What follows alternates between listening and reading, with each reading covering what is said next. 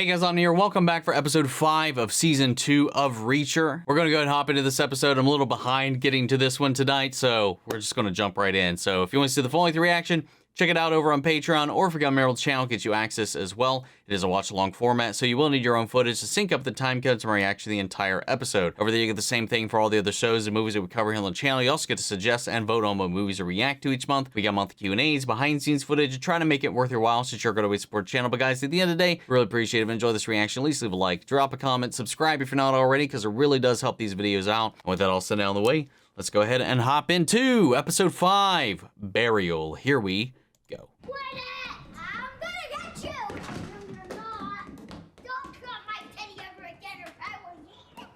O'Donnell's house? Yep.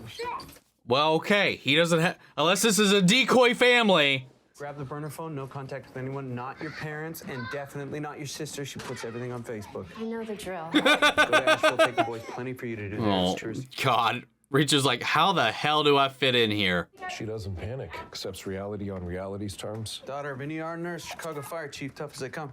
Oh. Beautiful, tough, smart. She lose a bet? Someone asked me back in the day where I thought you'd wind up.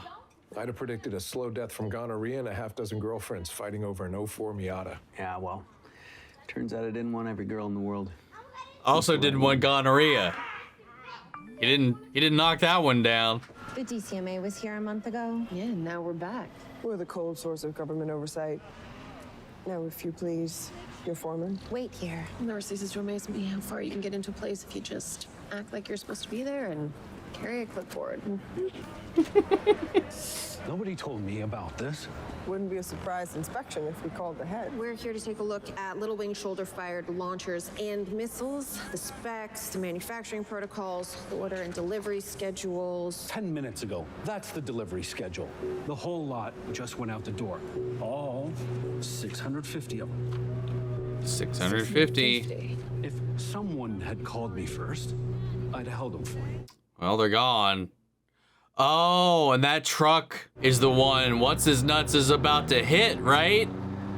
If we're still on the same timetable, I would assume that hasn't happened yet. Here he goes. It's probably about to go down. Hey there, you need an extra set of hands? What I need is your truck. Yeah.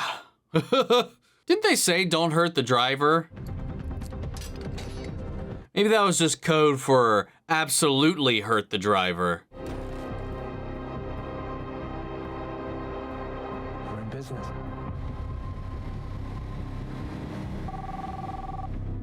There he is. Guy's smart. Never been caught. No photos. First popped up on our radar 6 years ago. Terrorist cell caught trying to acquire tanks of experimental nerve gas. We scooped up the whole lot. All of them except Mahmoud. The spy was supposed to happen with bearer bonds. Some countries still use them. Those are from Luxembourg. If issued in large enough amounts, you can carry an untraceable fortune in a briefcase. 65 million worth. That's the problem. You hold a bearer bond, it's like carrying $1 million bill. The bearer owns it. So no way AM lets anyone deliver payment but him. That's where he's vulnerable. Just like your brother. Aww. You know my word. We won't let this guy slip through our fingers again. AM and everyone working with him will be prosecuted to the fullest extent of the law. Unless we kill them all first. Thanks, guys. Just like his brother. He murdered so many people in accounting. Uh-oh. Uh-oh. Who are these guys? They're the guys who are gonna tell us the truck broke down. This is a hijacking. Any chance you're wrong? Nope.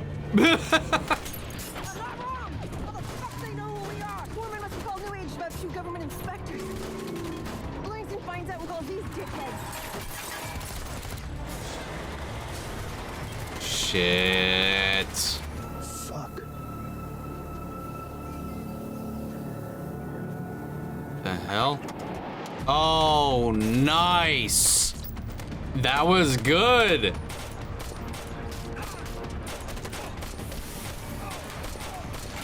god! They lit his ass up. Jesus. You think? Want the bad news or the worst news? Surprises. Well, a new age truck with all 650 missiles in it was hijacked. I hope that's the worst news. It looks like Swan's still working with New Age. According to the bill of lading, Swan personally signed off on the shipment before he left the factory. So they forged a signature. It's a digital thumbprint. Then they forced him. New Age New York has iris scan. God, he's looking for anything to not believe he's involved. I know you want to believe Swan's clean, boss. We all do. But things look the way they look. Talk when we're safe, okay? Reacher. Copy that. So what you said about killing them all? That include Tony Swan?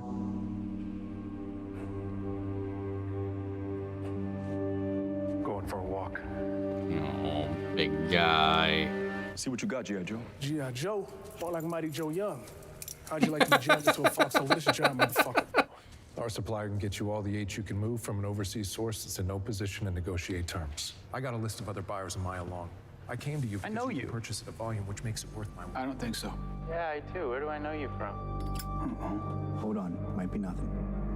I got it. You're the guy I sold my guitar to a while back. Fuck. Wait a minute. When this guy bought it, he was in an army cop uniform. Shit.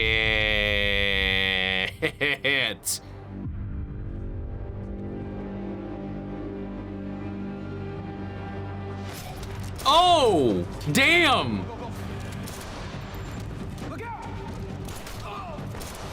Oh, he took a bullet for him.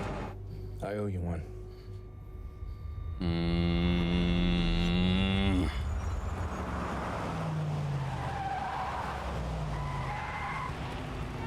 What's this shit show? Let me guess. Government plates, government suits, government rides. Surprised it took Senator Lavoie this long to figure out who sweated his... Oh.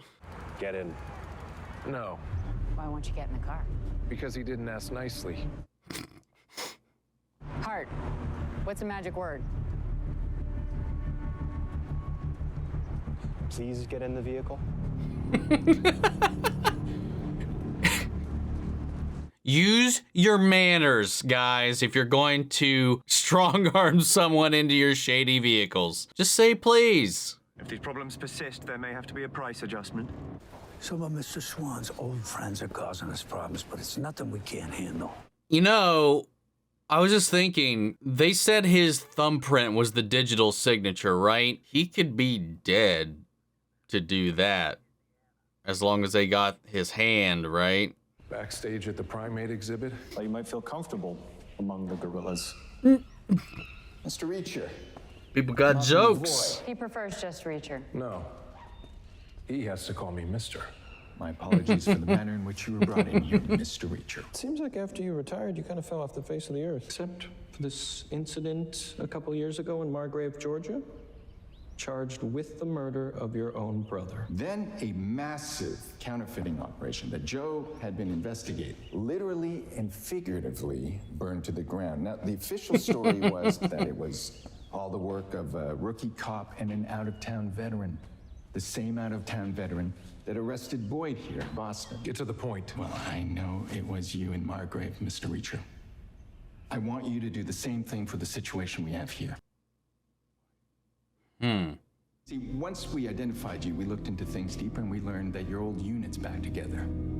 Some are dead. Don't look so shocked, Mr. Reacher. I'm a U.S. congressman. I get things done. I'm shocked because a U.S. congressman got anything done. The bottom line, the people who want this weaponry can never be allowed to have it.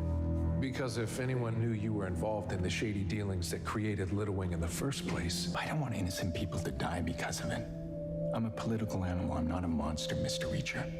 And I'm not asking for your help. I'm offering you mine. And you'd like to upset the apple cart? Well, I'm prepared to give you whatever you need to aid you in that endeavor. And when you're done, no one will be able to prove that you were ever near those apples in the first place.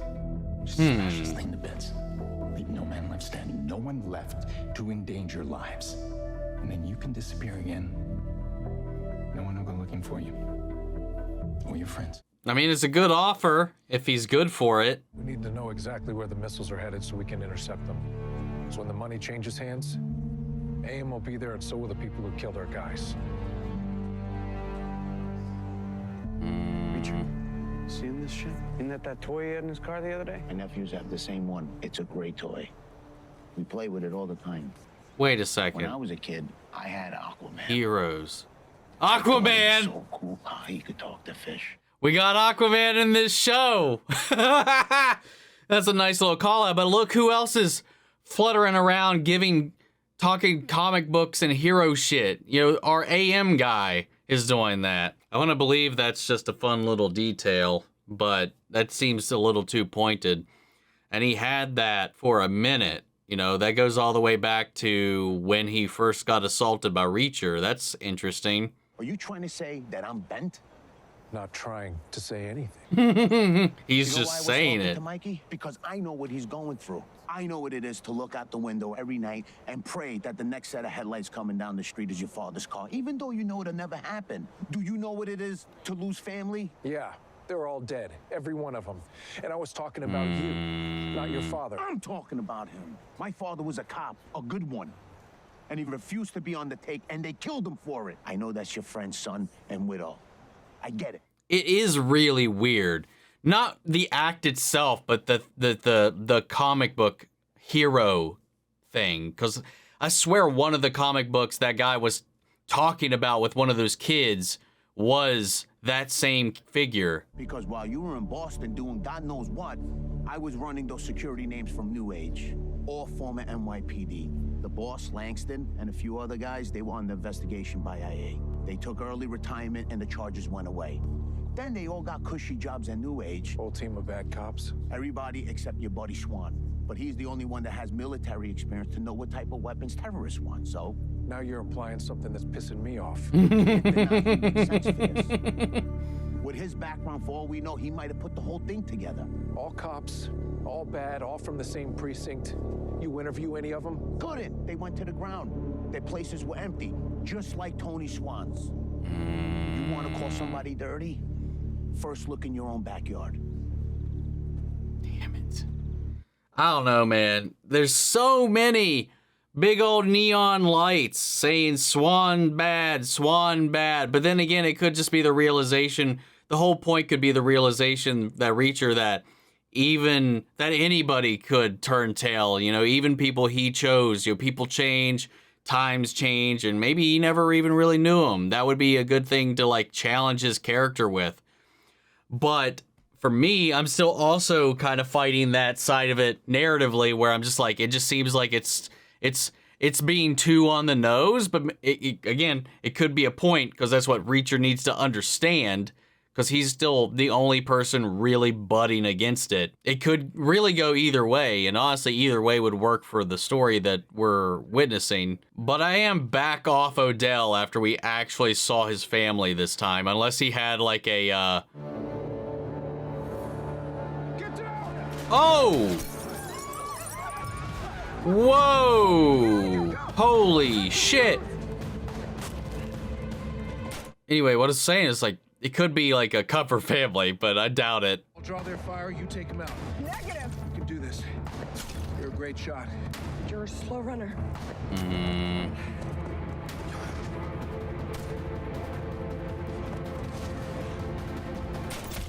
Nice!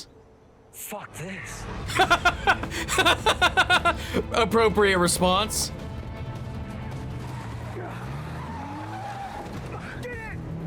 Ah, back up. So you trust me now? Or are you just desperate? I saw you protect Angela and Mikey, so I guess you're playing it square. No. Shit, Russo. Pedal on the right. Let me do my job. Maybe this person has cased him.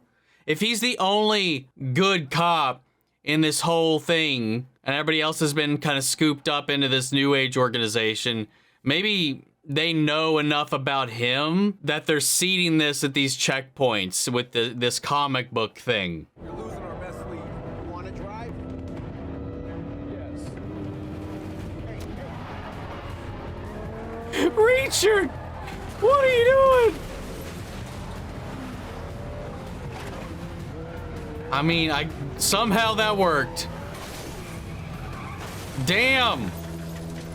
All right, we got him. Fucking menace, you know that? You drive like you're blind. Don't shoot. I'm done. Okay? I'm done. Time out. Time out. We take him in, he lawyers up and doesn't talk until it's too late, and a terrorist has 650 chances to take down a commercial airliner. So what do you want me to do? Look the other way. Oh, come on, man. I'm just gonna squeeze the life out of you. So if at any point before you die you feel like fully unburdening yourself, blink. Talk. Where are you supposed to meet him to get the rest of the money? An abandoned building in some shitty neighborhood in Queens. Look, I can take you there, but I don't know any Langston. And who hired you? Some guy called Swan. Yeah, it's so in your face. It's just too in your face. I don't buy it. Keep this in your pocket so we can listen in. You try anything, we come in hot and you die with the rest of them. Get going, stupid. God damn it, man. If Swan's really in that building, I'm gonna do the same thing I did to that guy. Wrap my hand around his neck and squeeze the truth out of him. Hello? Anyone?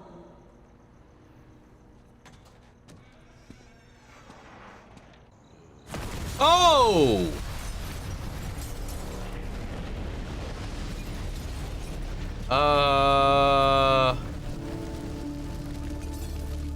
Well, shit.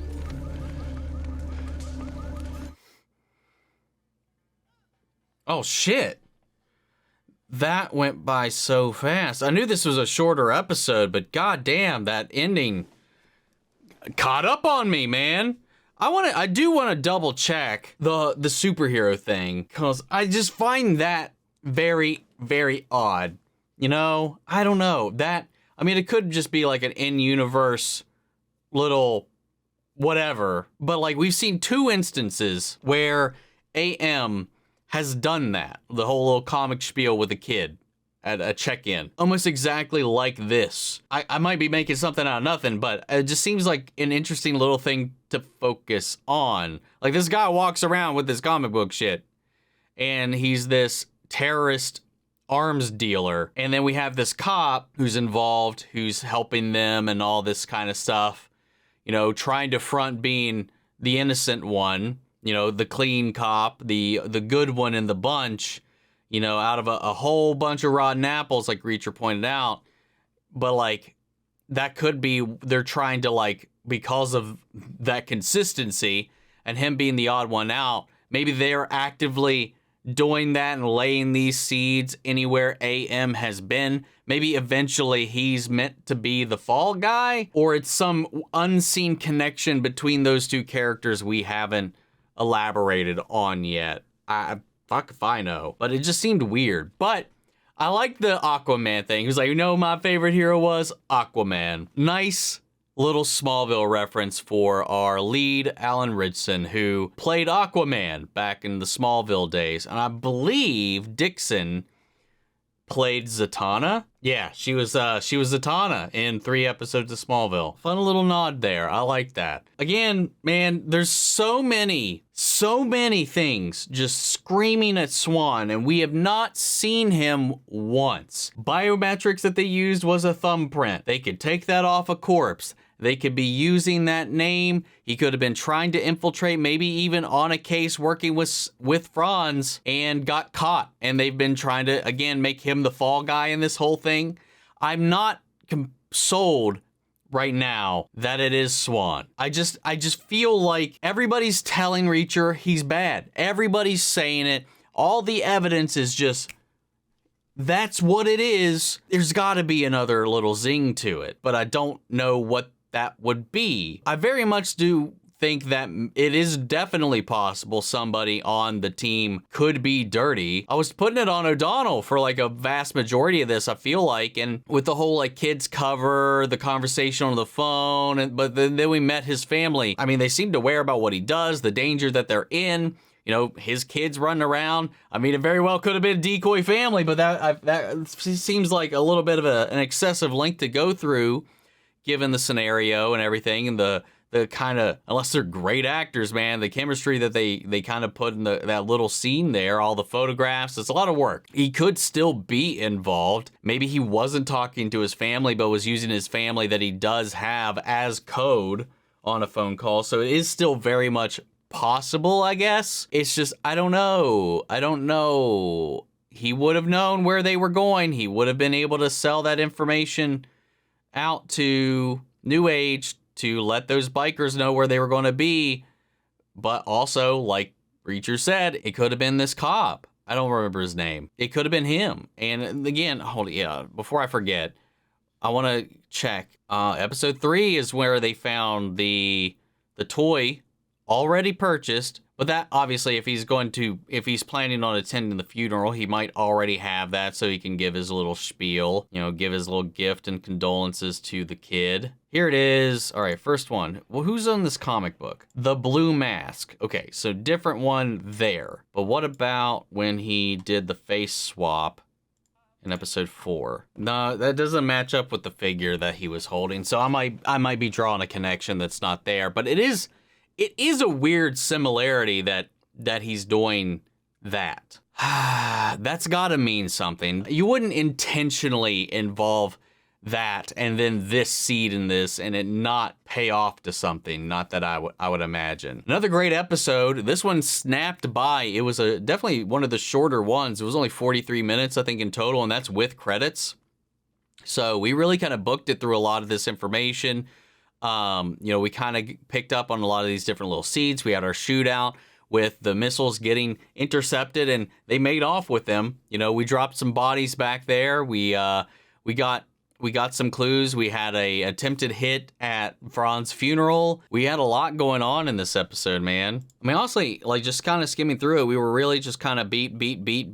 Definitely plays like a shorter chapter in like a book, which is how I view modern television anyway, because I don't really feel like the run time should match what needs to be said. It's got to feel concise, have a ending that makes sense. Like no sense like dragging out this episode and having an awkward ending if you just wanted to meet a runtime quota. All in all, this was a nice, tight, compact episode, and I felt like it really kind of bookended itself very nicely. I do like the little scene that they had with him meeting his contacts at Homeland, them talking about Joe, and then he's just like, if we happen to catch anybody, we'll give you what we find out. We'll send them your way, assuming we don't kill them all. I love how nonchalantly Reacher just talks about willful murder. It's hilarious. And they're like, classic Reacher.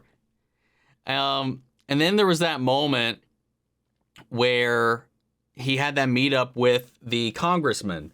The little shitty kid from the last episode's father. He's like, you roughed up my son, but honestly, we have a win-win opportunity here.